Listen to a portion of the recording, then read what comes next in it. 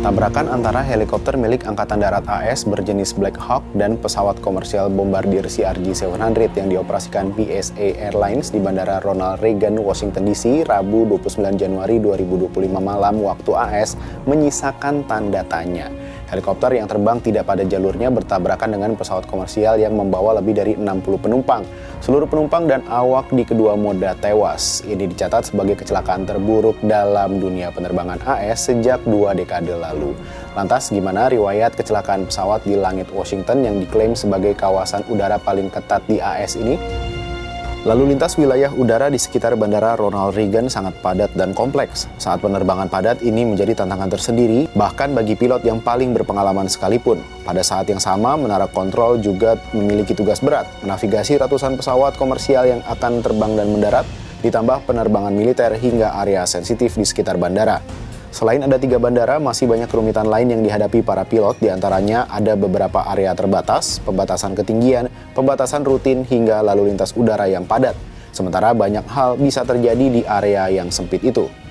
Nah, jarak bandara yang hanya sekitar 4,8 km dari berbagai lokasi strategis AS seperti Gedung Putih, Gedung Capitol, hingga Pentagon tersebut membuat pilot dan menara pengawas harus menavigasi jalur penerbangan supaya tetap di jalurnya. Terlebih, ruang udara pun sangat sempit, termasuk jalur untuk mendarat di landas pacu 33 yang jadi titik pendaratan pesawat PSA Airlines yang nahas itu. Nggak hanya sempit, landasan pacunya juga pendek, sementara pilot juga nggak bisa melintasi garis sisi timur Sungai Potomac saat mendekati bandara. Karena pada saat yang bersamaan, jalur itu seringkali digunakan kendaraan militer untuk latihan terbang. 7 pilot AS kepada kantor berita Reuters menceritakan tentang keterbatasan ruang gerak dan padatnya lalu lintas udara ditambah kompleksitas komunikasi khususnya dengan pesawat-pesawat militer di ruang udara Washington DC. Mereka menuturkan tidak ada jalur komunikasi langsung antara pesawat komersial dan militer. Mereka beroperasi menggunakan frekuensi radio yang berbeda.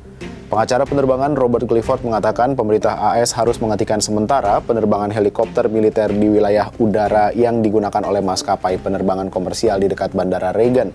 Menurut dia, insiden ini seharusnya bisa dicegah, bahkan seharusnya tidak pernah terjadi. Nah, kini penyebab kecelakaan pun masih dalam penyelidikan. Meski demikian, sorotan tertuju pada performa staf di Menara Pengawas Bandara. Badan Penerbangan Federal AS atau FAA melaporkan Menara Pengawas Bandara kekurangan staf selama bertahun-tahun. Jumlah pekerja di menara tersebut hampir sepertiga dari target ideal. Kekurangan staf tersebut terjadi karena banyak faktor, termasuk akibat pergantian karyawan selama bertahun-tahun dan anggaran yang ketat. Banyak pemandu terpaksa bekerja 6 hari seminggu, masing-masing 10 jam sehari.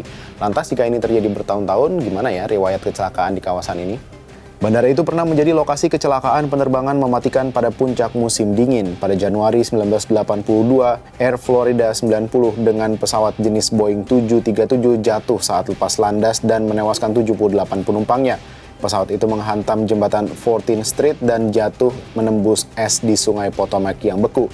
Penyelidik saat itu menyimpulkan bahwa pilot gagal mengaktifkan prosedur penghilangan es yang memadai.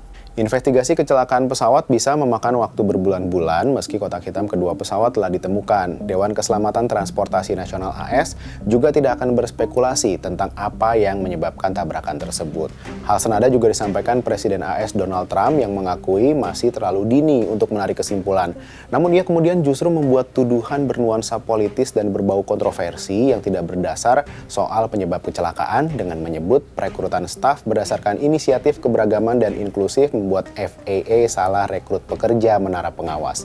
Sampai jumpa di Bahas Peristiwa berikutnya.